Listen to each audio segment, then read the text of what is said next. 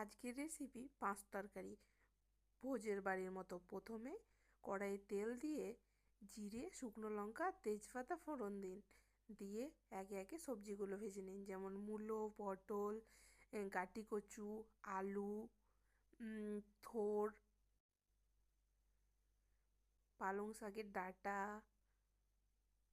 সিম, বেগুন প্রত্যেকটা দিয়ে ভেজে নিয়ে তার ওপরে লবণ দিন, হলুদ গুঁড়ো আর আদা বাটা আর কাঁচা লঙ্কা বাটা দিয়ে ভালোভাবে কষান।